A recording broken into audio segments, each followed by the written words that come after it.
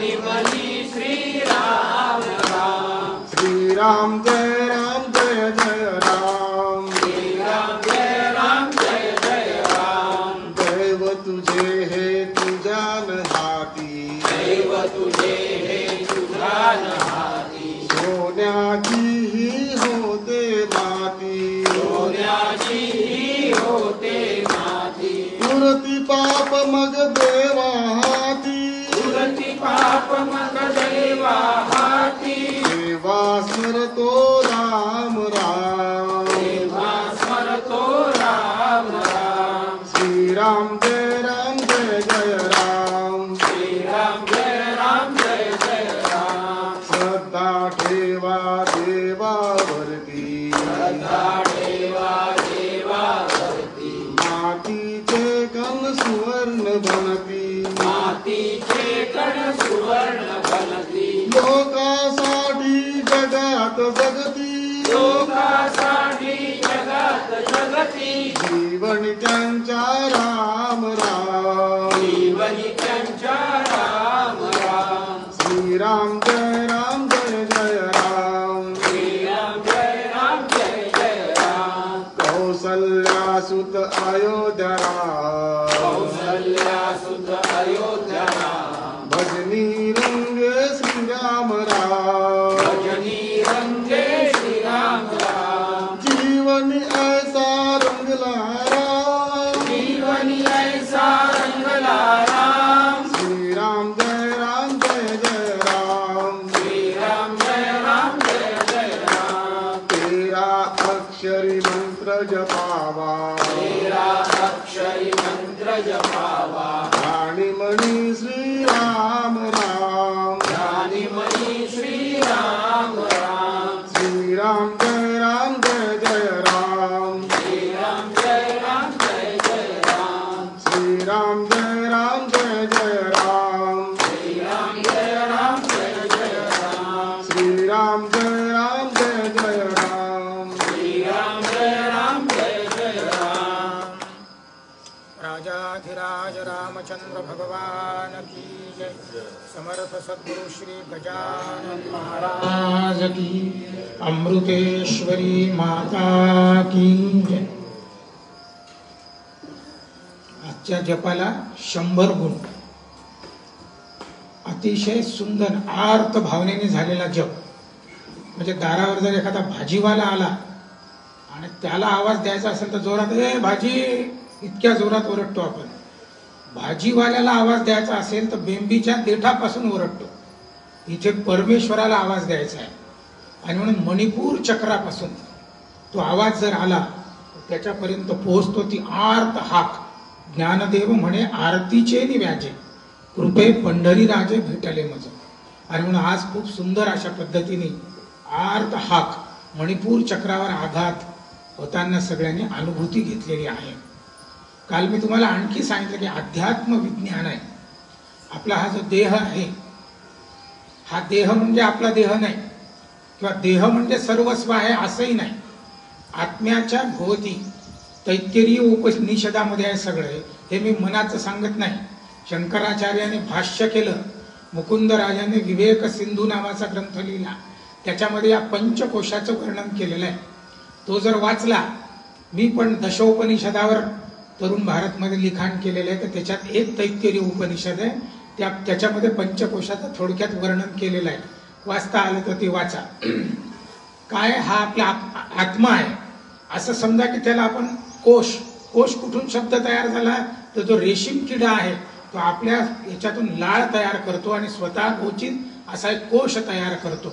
तसं आपल्या शरीराचे हे कोश आहे. आत्म्याभोवती आत्मा आत आहे आणि त्याच्या भोवती कोणता आहे तर खालून सुरू करू आपण. जसा हा आपला देह आहे याला अन्नमय कोश म्हणतात. अन्नमय म्हणजे अन्नच आहे एका अर्थाने. ताटामध्ये ते अन्न आहे, ज्यावेळेस तो आपण ग्रहण करतो आणि शरीरामध्ये त्याला पचवतो त्याच अंग बनते, त्याचं शरीर बनते. ते जर तुम्ही दिलं नाही तर हे शुष्क होत राहते, एक दिवस संपून जाते. म्हणून याला अन्नमय कोश म्हणतात. हा खरंच महत्वाचा आहे का तर त्याच्या आत प्राणमय कोश आहे. प्राणच नसेल, श्वासोश्वास जर घेता येत नसेल तर या देहाला काही अर्थ आहे का? श्वासोश्वास संपला, देह म्हणा उचलाव, घरात ठेवू नका. कितीही प्रिय असला आपला व्यक्ती, म्हणता आता याला उचलावं लागणार आहे. तर तो त्याच्या आतमध्ये प्राणमय कोश आहे. त्याच्या आत आणखीन एक मनोमय कोश आहे. तुम्हाला दुःख होते, आनंद होतो, आणखी काही गोष्टी होतात. कशामुळे होतात? या देहाला होतात का? त्या दुःख देहाला नाही समजत, ते प्राणाला समजते का? नाही समजत. ते समजते मनाला. तो देखील आपलं एक शरीर आहे, त्याच्या आत विज्ञान आहे. विज्ञान म्हणजे ज्ञानाच्या वरची अवस्था आहे. विज्ञान हे जे सायन्स आहे, सायन्स नाहीये, सायन्स हे ज्ञान आहे. त्याच्यावर एक आणखीन म्हणजे ज्ञानाच्या पलीकडली आणखीन एक विशेष ज्ञान त्याला म्हणतात. ती विज्ञान अवस्था इथेच आहे. आणि त्याच्या पलीकडे एक आनंदमय कोश आहे, तो परमेश्वराशी तादात्म्य पावतो. तो आनंदमय कोश देखील आपल्याला अत्यंत आवश्यक आहे. असे 5 प्रकारचे कोश आपल्या शरीरामध्ये आहेत.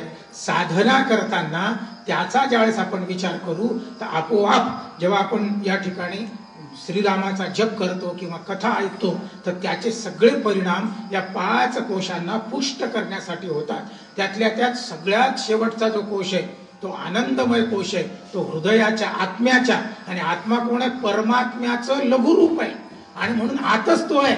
त्याच्या समोर जाण्यासाठी ह्या सगळ्या साधना आहे. त्याला विज्ञान आहे, म्हणजे त्याच्यामध्ये काही गंमत थोतांड वगैरे नाहीये. तर म्हणून आपण ज्या साधना करतो त्याच्यामध्ये त्याची देखील पुष्टी आपल्या सगळ्यांना करावी लागणार आहे. काल आपण चक्र पाहिले, आज आपण कोश पाहिलेला आहे. असो, भगवान रामचंद्रांच्या दरबारामध्ये कुमार दोघे एक वयाचे, सजीव पुतळे रघुरायाचे, आणि पुत्र सांगती चरित पित्याचे, ज्योतीने तेजाची आरती. लव आणि कुश त्या दरबारामध्ये आणि कथा सांगून राहिलेले भगवान श्रीरामचंद्राची. सर्वजण आनंदित आहेत, भाव विभोर आहेत. आणि अशा याच्यामध्ये लवकुश सांगून राहिले की काल काय झालं माहितीये का, आणि आता पुढची कथा ते त्या ठिकाणी सांगून राहिलेले आहेत. सुग्रीव राजे आणि राज्यावर बसले, परंतु त्यांना विसर पडला. त्या मोहामध्ये ते ग्रस्त झाले.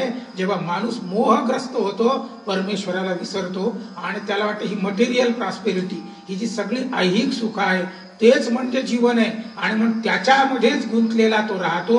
जैसा भ्रमरू भेदू कोडे, भलतैसे काष्ट कोरडे, परी कलिके माझी सापडे कोवळीये, तेथ उत्तीर्ण होईल प्राणे, परी कमल दलू भेदू नेणे. हा दृष्टांत ज्ञानेश्वरी मधला आहे. तर त्या दृष्टांतानुसार आपण याच्यामध्येच रत राहतो आणि परमेश्वराला विसरतो. सुग्रीवाचं देखील असंच झालेलं आहे. त्या सगळ्या ऐहिक सुखामध्ये तो विसरलेला आहे. तेव्हा आता भगवान रामचंद्र म्हटले लक्ष्मणा, त्याला आता स्मरण देण्याची गरज आहे. लक्ष्मण राजे चिडले आणि ते म्हटले की आता त्याला परास्तच करून येतो. आपण का सामर्थ्यशाली नाही का? सीतामाईचा शोध घेऊ शकत नाही का? तेव्हा त्यांनी सांगितलं की असं नाही. जेव्हा सामूहिक काम आहे, समाजाचं काम आहे, तेव्हा मी कोणीतरी वेगळा, तो कोणीतरी वेगळा, हा जो मी तूपणाचा भाव आहे त्याची बोळवण करायची असते. आणि म्हणून तू असं समजू नको आपण सामर्थ्यवान आहोत म्हणून त्यांचा उपयोग घ्यायचा नाही, असं तू चिडू नको. फक्त प्रेमाने त्याला आठवण करून दे. वाटल्यास थोडासा तुला जे काय तुझ्या भाषेत बोलायचं असेल, पण त्याचा मृत्यू ओढवेल अशी कोणतीच कृती करू नको. आणि म्हणून आता लक्ष्मण राजे किष्किंधेकडे निघालेले आहे. आणि ते तावा निघाला म्हणतात, असे ते निघालेले आहेत. आणि ते सगळे पाहिले त्या वानरांनी. त्यांना वाटलं की अरे बापरे, लक्ष्मण राजे, त्यांचा चेहरा चिडलेला आहे. आणि वार्ता सुग्रीवापर्यंत गेली. सुग्रीव राजे एकदम खडबडून जागे झाले. ते घाबरले की अरे खरोखर आपलं चुकलं आणि आता लक्ष्मण राजे चिडून आलेले आहेत, आता काय करावं. आणि म्हणून त्यांनी काय केलं, त्याची मंत्री होती म्हणजे वालीची पत्नी, तिचं नाव आहे तारा. त्या तारेला सांगितलं की तुम्ही जा समोर, तुम्हीच त्याचा सामना करू शकता, तुमच्यावर ते रागावणार नाही, चिडणार नाही. तेव्हा आता तारा त्यांच्या समोर गेलेली आहे. हनुमंतराय त्यांच्या सोबत आहेत. आणि लक्ष्मण राजे आल्यानंतर लक्ष्मण राजांनी संताप व्यक्त केला. तेव्हा आता ह्या तारा राणी आई साहेब त्यांना सांगून राहिलं की अहो आम्ही काही विसरलो नाही, आमचं सगळं लक्षात आहे, परंतु थोडं इतके दिवस पर्यंत. आणि सुग्रीवांना राज्यावर नसल्यामुळे त्या ठिकाणी थोडासा उपभोगामध्ये ते असल्यामुळे ते विसरले असतीलही कदाचित, पण त्यांच्या डोक्यात सगळं आहे बरं. आणि असं म्हणून त्या लक्ष्मणाचा राग त्यांनी शांत केलेला आहे. तितक्यात सुग्रीव राजे दरबारामध्ये आलेले आहेत. आणि दरबारामध्ये आल्यानंतर लक्ष्मण राजे उभे राहिले आणि सुग्रीवाला जाणीव करून दिलेली आहे. आणि त्यांनी सांगितलं समये उत्तिष्ठतु सुग्रीवा, म्हणजे अरे बाबा वेळेवर उभा राहा, नाहीतर काय होईल, मा वालीम प्रथमम गमहा, म्हणजे जो वालीचा मार्ग आहे तोच तुला पत्करावा लागेल. तुला रामचंद्र प्रभू कोण आहेत माहित नाही. तेव्हा यांनी साष्टांग दंडवत घातला.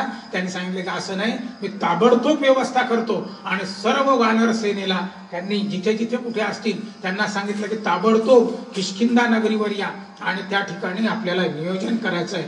2 दिवसात सर्व वानर सेना त्या ठिकाणी आलेली आहे. आणि आता रामचंद्र प्रभूंच्या जवळ सगळी मंडळी गेलेली आहे त्या वृषमुख पर्वतावर. तिथे भगवान रामचंद्र देखील आलेले आहेत आणि आल्यानंतर सगळ्यांनी त्या ठिकाणी आता नियोजन करायचं ठरवलेलं आहे. युद्ध असो किंवा कोणतंही काम असो, योजकच तत्र दुर्लभः, योजना जर नसेल तर सगळे त्या ठिकाणचे जे नियोजन असेल ते फसते. आणि म्हणून आता या ठिकाणी नियोजन त्यांनी सुरू केलेलं आहे. 4 तुकड्या त्यांनी आणि वानर सेनेच्या केलेल्या आहेत. काही जणांनी म्हटलं की का दक्षिणेला रावण आहे, 4 तुकड्या कशासाठी करायच्या? तेव्हा सुग्रीवाने सांगितलं की तसं नाही, रावण हा मायावी आहे, तो कुठेही जाऊ शकतो आणि म्हणून सीतामाईंना कोणत्याही ठिकाणी तो ठेवू शकतो. म्हणून आपण गाफील न राहता सर्वत्र आपल्याला आणि ही सेना पाठवायची आहे. आणि म्हणून त्याने काय केलं, 4 तुकड्या त्याच्या केलेल्या आहेत. आणि मग पूर्व दिशेला विनत नावाचे वानरराज आहेत, मंत्री आहेत त्यांचे, त्यांना त्या ठिकाणी पाठवलेलं आहे. पश्चिमेला सुषेण नावाचे, सुषेण 2-3 प्रकारचे रामायणामध्ये, आता 2 आहेत. हा सुषेण वेगळ्या प्रकारचा वानर आहे आणि दुसरा एक सुषेण तिथेच आहे, या तारेचा ते वडील आहेत. ते तारा म्हणजे वालीची पत्नी, तर तिचे जे वडील आहेत ते हे वेगळे नाहीत. हा सुषेण महामंत्री आहे, सेनापती आहे आणि त्याला आणि त्यांनी पश्चिमेला पाठवलेला आहे.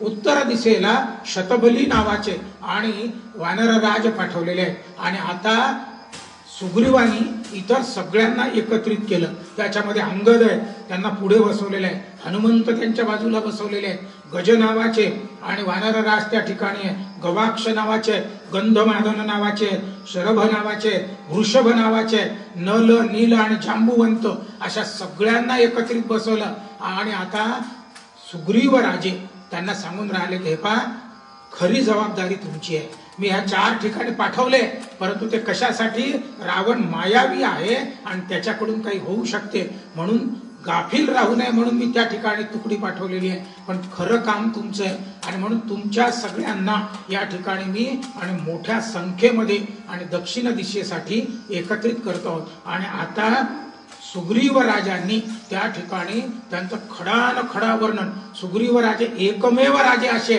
आता जे सगळे रामायणाचे पुरावे गोळा करतात ना, तर सुग्रीवाचं सगळ्यांना उदाहरण देतात. कारण सुग्रीव हा वालीच्या भीतीने अनेक ठिकाणी पळालेला आहे, तर त्याला संपूर्ण भारताचं वर्णन जर कोणाला माहित असेल त्याही काळात आणि आता देखील सुग्रीव रामायण याचा अभ्यास सगळेजण करतात की कुठे काय आहे. आणि म्हणून ते त्या ठिकाणी जसं हे जे आता मक्का मदिना म्हणतात की नाही, त्याचं वर्णन सुग्रीवानी त्या काळात केलेलं आहे. तेव्हा तर मक्का नव्हताही, तर त्यांनी त्याच्यामध्ये एक पदम गया यांतू मका यांतू द्वितीयकम असा शब्द त्याच्या याच्यामध्ये आहे. मका म्हणजे तिथे मकेश्वर आहे, त्याचे पुरावे सगळे आता शोधलेले आहेत. ते सुग्रीव राजे यांना सगळ्या प्रकारचं ज्ञान देशाचं आहे, कुठे काय पिकते, कुठे काय आहे, कुठे डोंगर आहेत, कुठे नद्या आहेत, कुठे त्या ठिकाणी धोका आहे, असे सगळ्या गोष्टी त्यांनी दक्षिण दिशेला जाताना कुठे कुठे धोके आहेत, कुठे कुठे काय करायचं, मुक्काम कुठे करायचा, जसं पंढरपूरची यात्रा करताना लिहितात पहिला मुक्काम, दुसरा मुक्काम,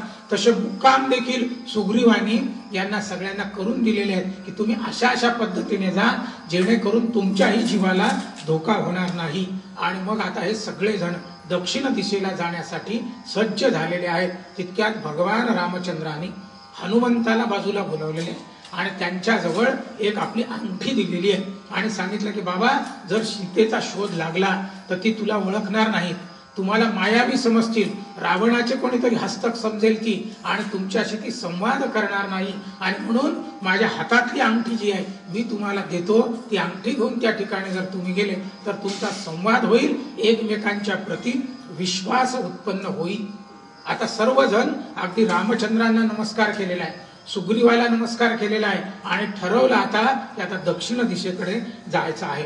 आता हे 4 दिशेला लोक जे गेले ते बऱ्याच पलीकडे गेले, परंतु त्यांच्या असं लक्षात आलं की इकडे काहीही नाही, ते परत आलेले आहेत आणि आता पुन्हा त्यांनी दक्षिण दिशेला नंतर मदतीसाठी पाठवलेलं आहे. परंतु ही जी दक्षिण दिशेला गेलेली चमू आहे, तुकडी आहे, ते मात्र त्यांना माहिती की इकडे सीतामाई आहे. ते मात्र शोधत शोधत अगदी निरीक्षण निरखित गेली हो आणि पाहे तव तन्मयाची झाली हो. ज्ञानेश्वरांची विरहिणी आहे, सुंदर. निरखून जायचं, पाहायचं आहे म्हणजे मला शोधत जायचंय. असे शोधत इकडे जा तिकडे जा असे करत ते त्या ठिकाणी चाललेले आहेत. मजल दर मजल करत सगळ्या ठिकाणी जात असताना अगदी कंटाळून गेले की काय करावं, इकडे जावं तिकडे जावं, आर्त भावनेनी सर्वत्र जात असताना त्यांना ते सापडेल असं झालं. दक्षिण दिशेला चालत राहिले आणि सुग्रीव राजांनी सांगितलं होतं की शोध घेऊनच यायचा, तसं वापस यायचं नाही. आणि म्हणून ते खूप थकले. नल नील जांबुवंत सगळे हनुमंत असे सगळे त्यांच्या सोबत आहेत, अंगद त्यांच्या सोबत आहे. आणि सर्वजण जात असताना एक दिवस थकून खाली बसले आणि त्यांनी ठरवलं काय करावं. आपण इतका शोध घेऊन राहिले तरी सीताबाईंचा आणि पत्ता लागून नाही राहिला, काय करावं. आणि म्हणून असे बसले असतानाच त्यांच्या एकदम लक्षात आलं समोर एक मोठं विवर आहे, गुहा ज्याला म्हणतात. त्यांना वाटलं याच्यात तर काही नसेल आणि म्हणून ते सगळे त्या गुहेमध्ये शिरलेले आहेत. बरं ती गुहा म्हणजे भूलभुलैया होती, यांना काही समजेना आपण कुठे फिरून राहिलो.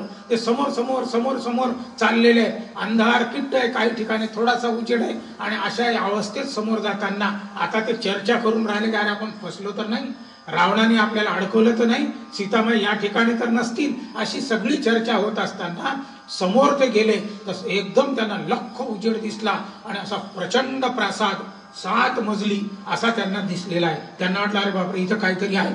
सर्वजण सावध झाले आणि सावध झाल्यानंतर त्यांच्या असं लक्षात आलं की त्या प्रासादाच्या बाहेर आणि एका ओट्यावर आणि एक स्त्री बसलेली आहे, वृद्ध स्त्री. त्यांना वाटलं कोण आहे बा, आता कोण जाईल तिच्या समोर.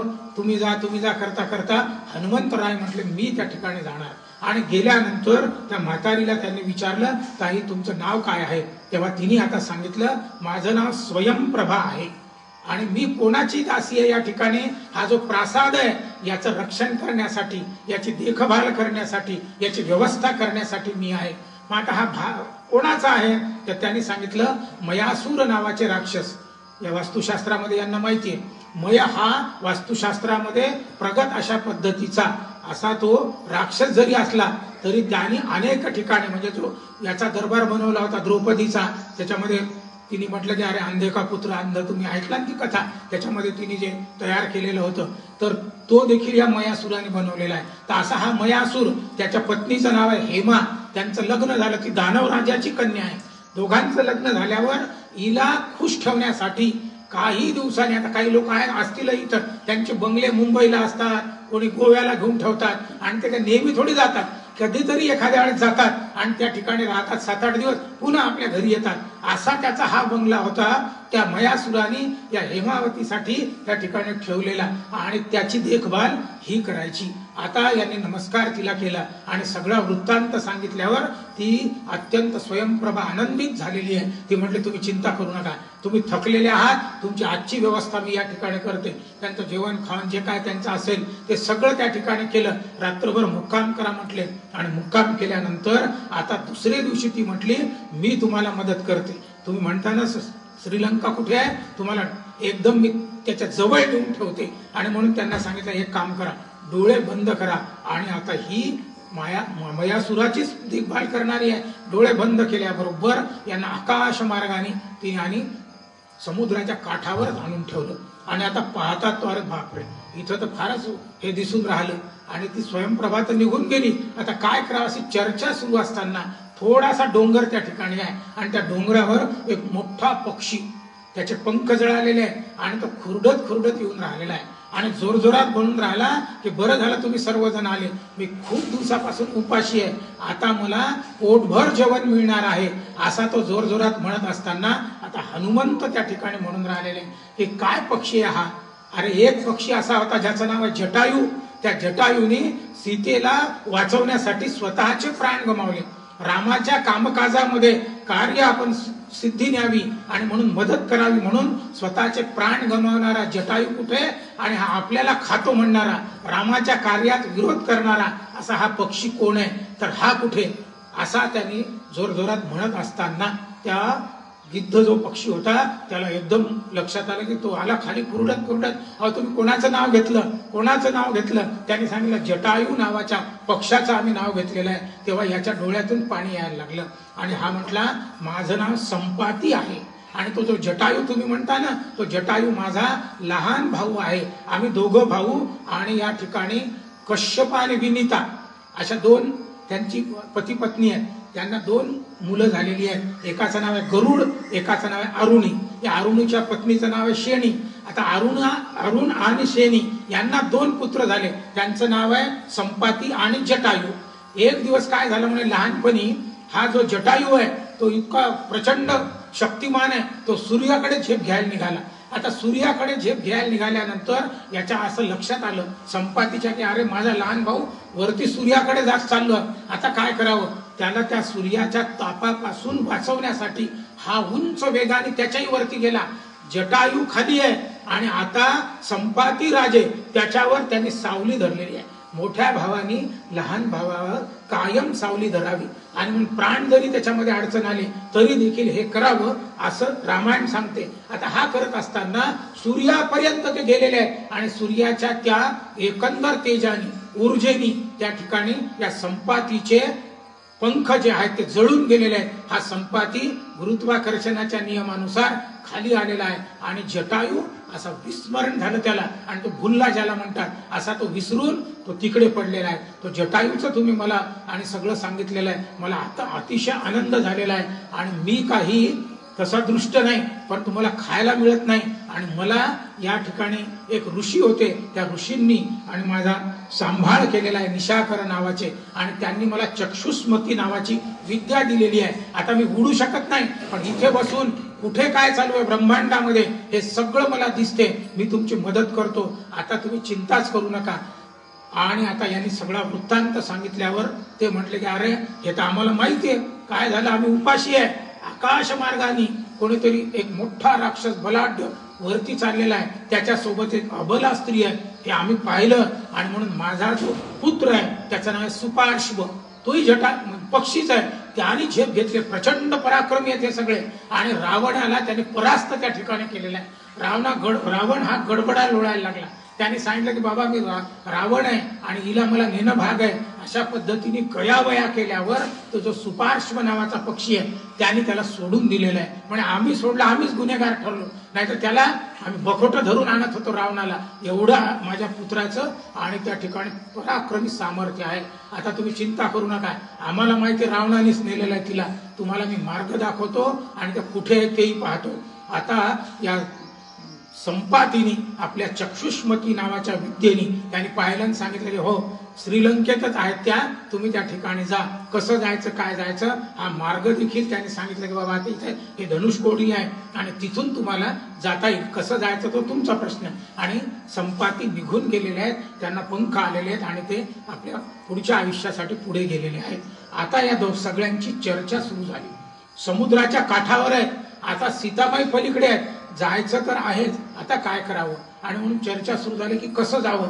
मग एक जण म्हणायला लागला की मी 20 योजने उडू शकतो, कोणी म्हटलं मी 40 योजने उडू शकतो, कोणी म्हटले 60 योजने. परंतु ते अंतर होतं 100 योजने, तितकं उडणं शक्यच नव्हतं. जांबुवंत म्हटलं की माझं सामर्थ्य आहे पोहत पोहत जायचं, परंतु मी आता म्हातारा झालेला आहे, त्याच्यामुळे माझ्याच्याने होणार नाही. आता हे कोणी केलं पाहिजे. तेव्हा आता जांबुवंत राजे त्या ठिकाणी बसलेले होते. ते म्हटले मला माहिती कोण करू शकते काम. ते कोण करू शकते, ते पलीकडेच बसलेले आहेत, ते हे काम करू शकतात. कोण आहे म्हटले, अवे हनुमंतराय, मनोजवम मारुत तुल्य वेगम, मनाच्या वेगाने जे जाऊ शकतात, एवढं मोठं सामर्थ्य त्यांचं आहे. परंतु त्यांचं सामर्थ्य जागरण करावं लागते.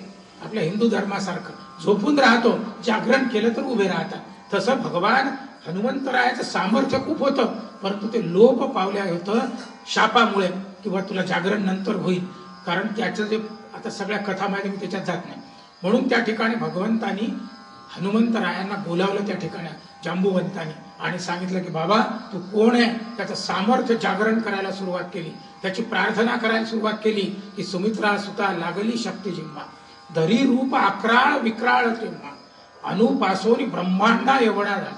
जात असे, असं त्याचं वर्णन त्या ठिकाणी केलेलं आहे. आणि असा जो नेटका सडपातळू असं ज्याचं वर्णन केलेलं आहे, भीमरूपी महारुद्रा असं ज्याचं वर्णन केलेलं आहे, असे ते सगळे महाबली प्राणदाता अशा हनुमंताचं जागरण केलेलं आहे. आणि ऊर्जा एकदम जागृत झाली. हनुमंत उभे राहिले आणि उभे राहिल्यानंतर त्याने सांगितलं की हो, मी जाणार सीतामाईच्या शोधासाठी. आणि हनुमंतानी प्रचंड रूप धारण केलेलं आहे. अनुपासोनी ब्रह्मांडाय वडा जात असे, असं तयाशी तुलना कैसी, त्याची तुलना कोणाशीच होऊ शकत नाही असे हनुमंतराय उभे राहिलेले आहेत. आणि त्या मलय पर्वत, आत्ताही तुम्ही रामेश्वरला गेले, हनुमंतरायांनी जिथून उड्डाण केलं ते पर्वत त्या ठिकाणी आहे.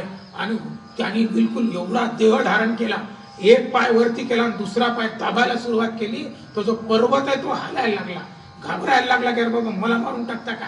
परंतु आता हनुमंतरायांनी सगळ्यांना नमस्कार केला, भगवंताला नमस्कार केला तिथूनच, आणि सांगितलं की हे रामराया, हे सुग्रीव, त्यांचे जे मित्र आहेत आणि राजे आहेत, हे सुग्रीव राजे, तुम्ही आम्हाला जी जबाबदारी दिलेली आहे ती मी आता पार करणार आहे. आणि म्हणून हनुमंतरायांनी सर्व विश्वात्म्याचं दर्शन घेतलं, नमस्कार केला आणि अत्यंत जोरात त्यांनी उड्डाण केलेलं आहे. वारा घोंगावत आहे, वारा म्हणजे त्यांचे वडीलच आहेत ते, आणि सगळे त्या ठिकाणचं वातावरण सृष्टीला देखील कंपायमान व्हावं अशा पद्धतीचं वातावरण त्या ठिकाणी झालेलं आहे. प्रचंड आवाज झालेला आहे आणि सर्वजण थोडा वेळ कंपायमान झालेले की काय करावं. आणि हनुमंतरायांनी मोठी उडी घेतलेली आहे. वाल्मिकी रामायणामध्ये हनुमंतराय उडत उडत गेले आणि काही काळ पोहत पोहत गेले अशा पद्धतीचे श्लोक या वाल्मिकी रामायणामध्ये आहे आणि ते खरंच आहे. आणि आता हळूहळू हळूहळू हनुमंतरायांचं शक्ती जागरण झाल्यामुळे त्यांनी आता उड्डाण सुरू केलेलं आहे. इथे आता आपलं किष्किंधा कांड संपलेलं आहे आणि आता सुंदर कांडाला प्रारंभ होत आहे. नावच सुंदर आहे त्याच्यामुळे ते सुंदर कांड आहे. आता काय झालं, हनुमंतराय उडायला लागलेले, तो मलयगिरी थरथरलेला आहे आणि थरथरल्यानंतर आता हनुमंतराय आकाशामध्ये त्यांनी उड्डाण घेतलेलं आहे. आकाशात यक्ष, गंधर्व, किन्नर असे सगळे त्या ठिकाणी आहेत, ते त्याचं स्वागत करून राहिलेले आहेत, पण ते देखील भयभीत झालेले आहेत, थोडेसे बाजूला सरकले आणि आता हळूहळू ते पुढे जायला लागलेले. ते समुद्राचं अंतर खूप असल्यामुळे सागरराज साक्षात प्रकट झाले आणि त्या समुद्रामध्ये एक पर्वत आहे, त्याचं नाव आहे मैनाक पर्वत. त्या मैनाकाला सांगितलं की अरे मैनाका, तुला माहिती आहे का कोण चाललं वरतून. ते म्हटलं कोण, म्हणजे हनुमंतराय चाललेले. कशासाठी चालले, रामाच्या कार्यासाठी चाललेले आहेत. आणि आता राम कार्यामध्ये आपण सहाय्यभूत झालं पाहिजे. हा हनुमंतराय थकला असेल, तो एक काम कर, त्याला विश्रांतीसाठी थोडस जरा जागा दे. आता मैनाक नावाचा पर्वत, त्याला अतिशय आनंद झालेला आहे आणि तो पर्वत समुद्रातून तो वर आला आणि त्याची शिखरं त्यांनी वर आणलेली आहे. हनुमंतरायाचं लक्ष गेलं का अरे माझ्यापर्यंत ही जी शिखरं पोहोचलेली आहेत, कोण आहे बरं हा. रावणाने तर माझ्यामध्ये अडथळा आणला नसेल, मायावी स्वरूप तर त्याचं नसेल असं हनुमंतरायाला वाटलं. आणि हनुमंतरायाने काय केलं, एक पाय घेतला आणि त्या मैनाक नावाच्या पर्वतावर असा ठेवला आणि ठेवल्याबरोबर तो मैनाक नावाचा पर्वत खाली दबायला लागला, अस्वस्थ झाला.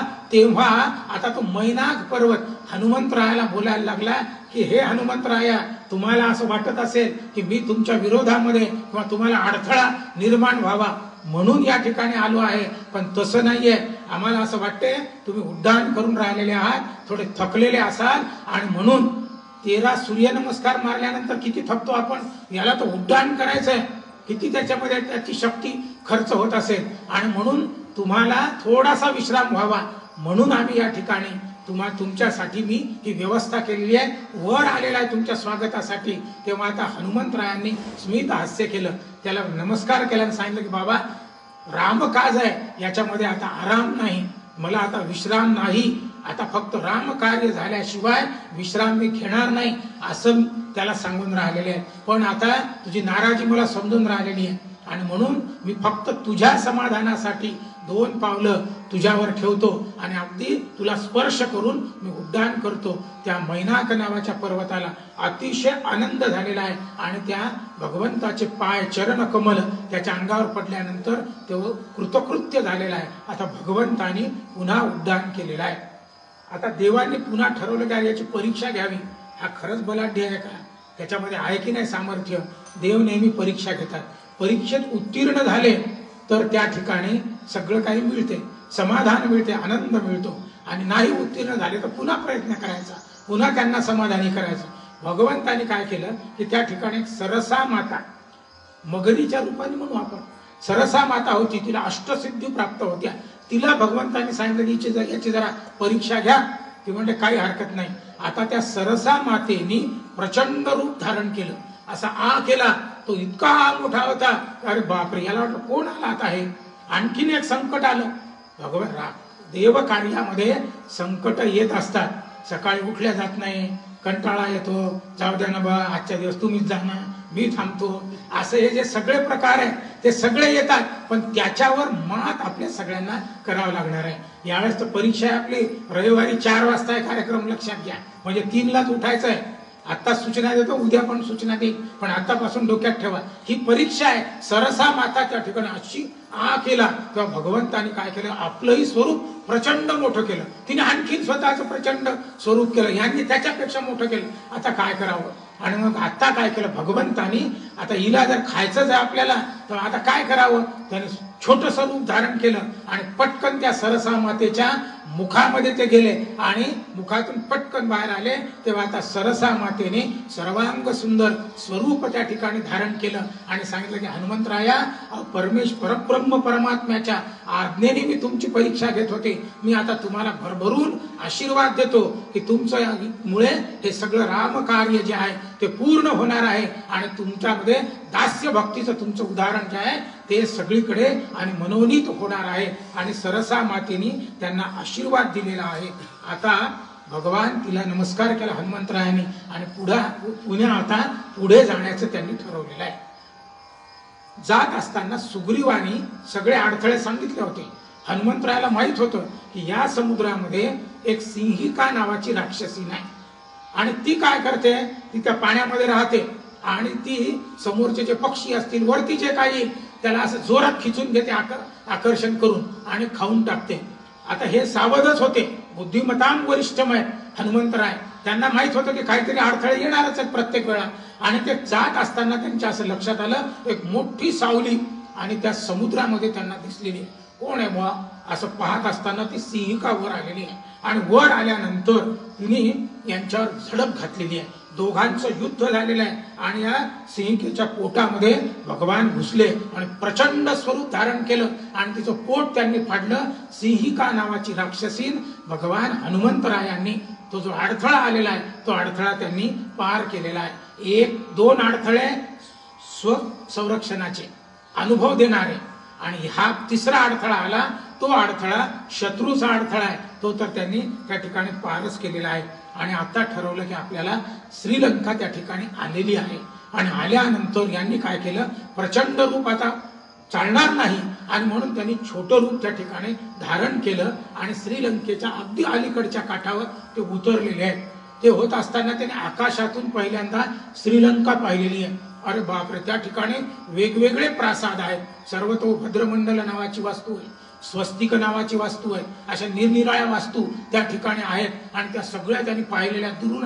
आणि त्याला वाटलं की अरे बापरे, ही सुवर्णाची लंका आहे, इथे इथपर्यंत येणं फार मुश्किल आहे, आपली सगळी सेना कशी बरे येईल असा विचार त्याच्या मनामध्ये आला. आणि तो खाली थांबल्यानंतर पुन्हा म्हटलं की अरे मला काय करायचं, माझा रामचंद्र पाहिल, सुग्रीव राजे पाहतील, ते त्यांचं कार्य आहे, मी कशाला ताण घेऊ, ते सर्व समर्थ आहेत, मला फक्त त्यांच्यावर भार सोडायचा आहे. असं म्हणून त्यांनी आता त्या ठिकाणी ठरवलं की कसं जायचं. आता ठरवलं की रात्री गेलं पाहिजे. तिथले पहारे पाहिले, तिथे परकोट श्रीलंकेला 2 प्रकारचे, एक बाहेरचा आणि त्याला दुसऱ्याला चिलखती परकोट म्हणतात, म्हणजे चिलखतासारखा असे 2 परकोट आहे. चिट पाखरू देखील जाणार नाही अशा पद्धतीची रचना त्या ठिकाणी. प्रचंड राक्षस त्या ठिकाणी सगळ्या आणि बाजूला आणि उभे आहेत. आणि एक लंकिनी नावाची राक्षसी, ती आणि महापराक्रमी बलाढ्य अशी सर्व सिद्धी प्राप्त केलेली ती त्या ठिकाणी आहे. ती प्रवेशद्वारावर आहे. आता हनुमंतरायांना वाटलं की आपल्याला तर जावं लागेल, पण रात्रीतून गेलेलं अधिक चांगलं, म्हणजे आपण सूक्ष्म रूप धारण करू आणि आतमध्ये जाऊ असा विचार त्यांनी केला. आणि ते सूक्ष्म रूपामध्ये दिवसभर तिथे राहिले. रात्र झाली आणि ते आता निघणार. तर ही लंकिनी नावाची राक्षसी जी आहे ती प्रचंड आणि ज्ञानी देखील आहे आणि तिला सगळ्या प्रकारच्या सिद्धी असल्यामुळे तिने हनुमंतरायांना पाहिलं आणि लागली ठरलं की कोण आहे वानरा तो, कशासाठी या ठिकाणी आला. आणि मग हनुमंतरायाने मूळ रूप धारण केलं आणि आता हिने काय केलं, एक जोरदार चापट शब्द वापरलाय, हनुमंतरायांना मारलेली आहे. म्हणजे जगामध्ये ही पहिली असेल राक्षसी जिने हनुमंतरायांना मारलेलं आहे. हनुमंतराय अत्यंत चिडले आणि तिने एक ठोसा हनुमंतरायांनी त्या लंकिनीला मारल्याबरोबर ती मूर्छित होऊन पडलेली आहे आणि थोड्या वेळाने सावध झाली. वाल्मिकी रामायणामध्ये सांगितलं की ब्रह्मदेवानी या लंकिनीला सांगितलं होतं की एक रामचंद्राच्या कार्यासाठी माकड त्या ठिकाणी येईल, वानरराज, आणि ते तुला मूर्छित करेल. ज्या दिवशी अशा पद्धतीने तू मूर्छित झाली तर असं समज लंकेचा आता शेवटचा काळ, शेवटच्या घटका सुरू झालेल्या आहेत. तेव्हा आता ती लंकिनी सावध झाली आणि हनुमंतरायाला म्हटले की अरे बाबा, मला दृष्टांत ब्रह्मदेवाने दिलेला आहे, आता आमचा काळ संपत आलेला आहे, मी कोण तुला अडवणारा, परब्रह्म परमात्म्याच्या कार्यासाठी तू या ठिकाणी आलेला आहे. तेव्हा आता देवाच्या सख्यत्वासाठी पडाव्या जीवलगांच्या तुटी, सर्व काही वेचावे शेवटी, प्राण तेही वेचावा. माझा प्राणही जाणार आहे मला माहिती आहे, जीवलगांच्या तुटी होणार आहेत हेही मला माहिती आहे, परंतु देवाचं सख्यत्व आहे. आता मी तुला परवानगी देते की जा बाबा, फक्त माझं नाव कुठे सांगू नको. आणि आता हनुमंतराय आत गेलेले, ते सर्व प्रासाद शोधून राहिलेले. चप्पा चप्पा हनुमंतरायांनी कधी सूक्ष्म रूप धरलेलं आहे, कधी विराट रूप धरलेलं आहे. आणि अशा यांनी त्यांनी सगळा श्रीलंका पाहिलेली आहे. त्यांच्या लक्षात आलं कुठे सीतामाई सापडेना, काय करावं. असे प्रासाद करत करत त्यांच्या असं लक्षात आलं की मोठा राजप्रासाद आहे, तो पाहायचा राहिलेला आहे. हनुमंतराय किती शक्तिमान आहेत, किती बुद्धिमान आहेत, आणि बुद्धी, शक्ती, पराक्रम, धैर्य, शत्रूच्या, तोही बलाढ्य शत्रू ज्याला देव घाबरतात, इंद्रदेव घाबरतात, अशा शत्रूच्या प्रासादामध्ये एकटं जायचं. आपण तर गर्भगळीत झालो असतो, बाबा नकोच, राहू द्या परत. परंतु हनुमंतराय आत गेले. पाहतात तो रावणाचं वर्णन केलेलं आहे, दशानन, 10 तोंड वगैरे वाल्मिकी रामायणाने ते सांगितलेलं आहे. त्याचं एकच तोंड आहे, 10 तोंड बाकीच्यांनी रंगवले, परंतु हा एकटाच आहे. कसा आहे, चमक्या उडीद म्हणतो की नाही आपण, उडदाला जर थोडस तेल लावलं तर त्याचा रंग कसा आहे, तसा रावणाचा रंग आहे. आणि तो कसा आहे, बलाढ्य असं मोठं त्याचं, आणि देह यष्टी आहे. आणि त्याने पाहिलं काय, हाच रावण आहे. आणि त्याच्या बाजूला थोड्या अंतरावर एक सुंदर स्त्री, भरजरी वस्त्रालंकार, चंदनाची उटी चर्चन केलेली, अशी कोणीतरी झोपलेली आहे. त्याला असं वाटलं की या रावणाने सीतामाईंनाच इथे आणलेलं आहे का काय. असं पाहत असताना मग बुद्धिमतान वरिष्ठमय ते म्हटलं नाही नाही, ह्या सीतामाई राहू शकत नाही. एक तर त्या महालामध्ये राहणार नाही, दुसरी गोष्ट भरजरी वस्त्रालंकार त्या अंगावर ठेवतील कशा, चंदनाची उटी चर्चन त्या कशी करशील. आणि म्हणून त्याच्या लक्षात आलं की ही कोण आहे, ही मंदोदरी आहे, आणि ती देखील पतिव्रता स्त्री आहे. आणि रावणाची असून देखील ती पातिव्रत्यामध्ये, आणि सर्वात ज्या कन्या नाही तो शब्द पंचकहा असा शब्द आहे. आपण म्हणतो पंचकन्या पंचकन्या, पंचकम ना असा शब्द आहे तो. आणि अहिल्या, द्रौपदी, सीता, तारा, मंदोदरी तथा, आणि मग पंचकन्या म्हणतो, पंचकन्या नाही पंचकम ना असा शब्द येतो, त्याच्यामध्ये ही आहे. आणि मग आता त्याच्या लक्षात आलं का बापरे, कुठे शोधावं कुठे शोधावं. आणि मग एकदम त्याच्या लक्षात आलं आता फक्त एक ठिकाण राहिलेलं आहे, आणि त्याचं नाव आहे अशोक वाटिका. तिचं याचं वाल्मिकी रामायणामध्ये त्याचं नाव प्रमोदावन. असं ते आमोद आणि प्रमोद त्या दोन्ही गोष्टी मिळतात. असं जे वन आहे त्या वनाला अशोकाची झाड आहे, म्हणून तिथे अशोक वनामध्ये आपण जावं. आणि म्हणून आता हनुमंतराय अशोक वनामध्ये गेलेले. पाहतात तो तिथे निरनिराळ्या प्रकारच्या राक्षसी आहेत. त्या पाहता क्षणी भीती वाटावी. कोणाचे केस मोठे संभार आहेत, कोणाचे दात मोठे आहेत, कोणाचे कान मोठे आहेत. म्हणजे अशा पद्धतीच्या अकराळ विक्राळ राक्षसी या रावणाने सीतामाईंच्या भोवती ठेवलेल्या आहेत. आणि त्या तिला रोज घाबरवून राहिलेल्या आहेत, रोज तिला सांगून राहिलेल्या आहेत की रावणाचं म्हणणं तू ऐक, नाही तर तुझा मृत्यू अटळ आहे. आणि तुझाच नाही तर भगवान रामचंद्र जे आहेत तुझे पती, त्यांचा देखील मृत्यू अटळ आहे. ते वानर तुझा काय मदत करणार वगैरे अशा पद्धतीची रोज तिला, आणि ते असे डिवचून राहिलेले आहेत. आणि अशा स्थितीमध्ये रावणाला सीता त्या ठिकाणी दिसली नाही सुरुवातीला, तो शोधून राहिलेला आहे. आणि माझा काय करावं, माझा त्याने ठरवलं की रात्री आपण एका झाडावर मुक्काम करू आणि पाहू काय होते ते. आणि मग आता हनुमंतराय रात्री एका झाडावर त्यांनी मुक्काम केलेला आहे. सकाळचे 4 वाजलेले आहेत, ब्रह्ममुहूर्त. रावण हा पराक्रमी आहे, ज्ञानी आहे, फक्त दुर्बुद्धी आणि राक्षस असल्यामुळे त्याच्यामध्ये सगळी नकारात्मक शक्ती भरलेली आहे आणि म्हणून काम चांगलं करायचं की वाईट करायचं हे आपली बुद्धी ठरवत असते. गुण तर सगळ्यामध्ये असतात.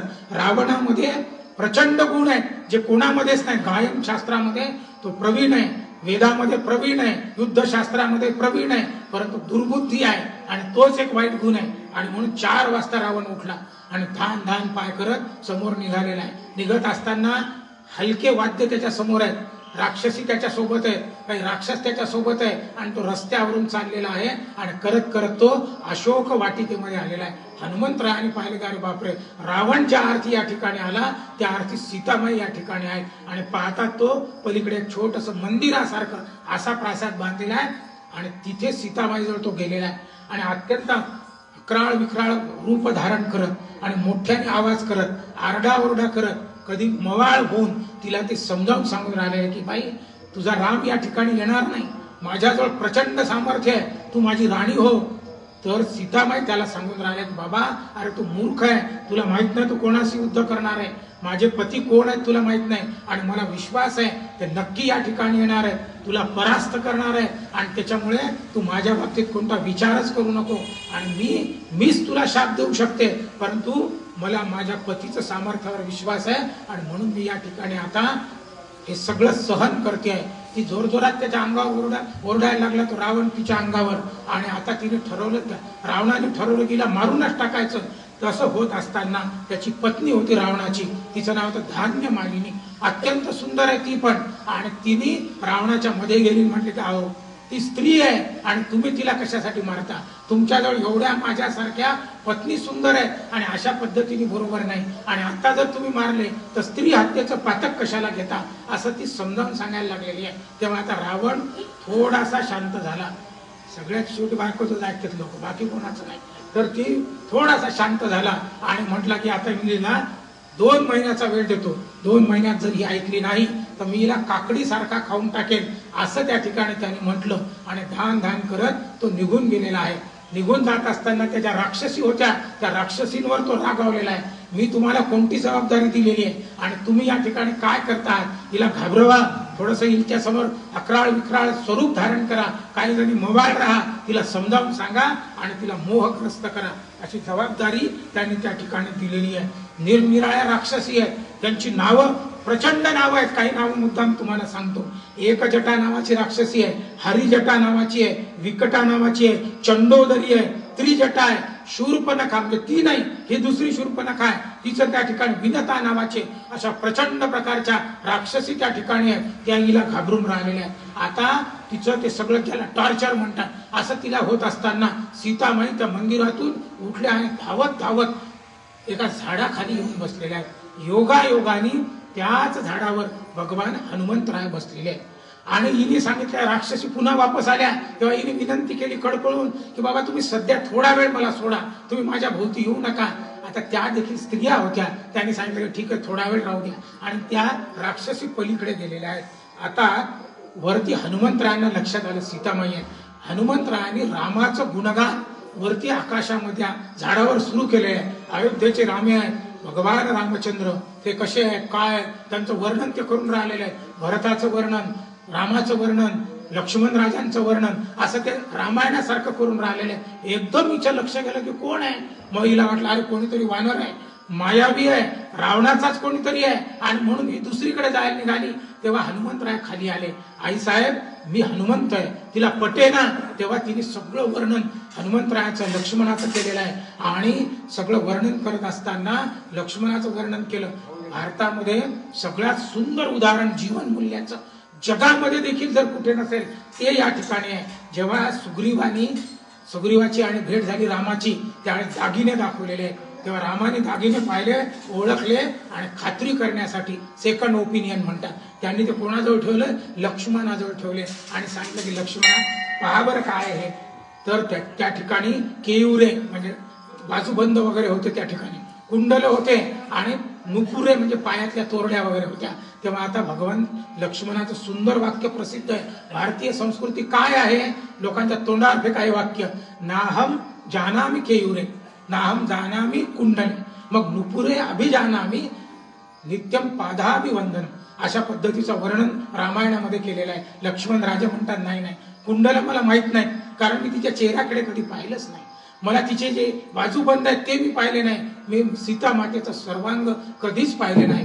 पण मी ही जी पायातली नुपुरे आहेत ती ओळखतो, कारण नित्यम पादाभिवंदना, मी त्या ठिकाणी नित्य पादा तिच्या चरणाचं नतमस्तक होतो, तेव्हा ती जी पायातली त्या ठिकाणी नुपुरे आहेत ते मला ओळखू येतात. इतकं सुंदर उदाहरण कुठेच नाही. स्त्री दाक्षिण्य किंवा स्त्रियांच्या संदर्भामध्ये भारतीय संस्कृती इतकं कोणीच काळजी घेतली नाही. तरी आपल्या नावाने ओरडतात की इथे स्त्रीला काही स्थान नाहीये म्हणून, परंतु आपल्या इथे स्थान आहे असं सगळं वर्णन त्या ठिकाणी केल्यावर तिला खात्री पटली, पण तरी देखील ती लांबच ठेवत होती. आता हनुमंतरायाने अंगठी काढली आणि तिच्या हातावर दिल्याबरोबर अतिशय आनंद तिला झालेला आहे. म्हटलं अरे बापरे, काय करावं. ती अंगठी पाहिल्यानंतर घळघळा रडायला लागलेली आहे आणि रडत असताना तिने म्हटलं की आता मला खात्री पटलेली आहे. आता दोघांची चर्चा त्या ठिकाणी झालेली आहे आणि चर्चेतून आता पुढे काय होणार आहे या संदर्भामध्ये उद्या आपण त्या ठिकाणी चर्चा करू. परवाच्या दिवशी सकाळी 4 वाजता आपल्या सगळ्यांना यायचं आहे. फिडिंग करून ठेवा, कॉम्प्युटरला सांगून ठेवा. 3 वाजता उठायचं आणि 4ला इथे यायचं.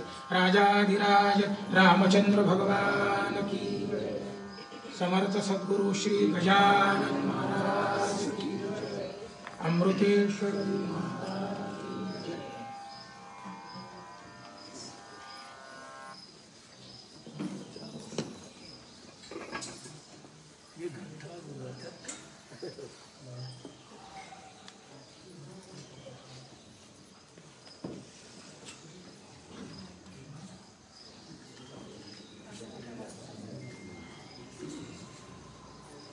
प्रसाद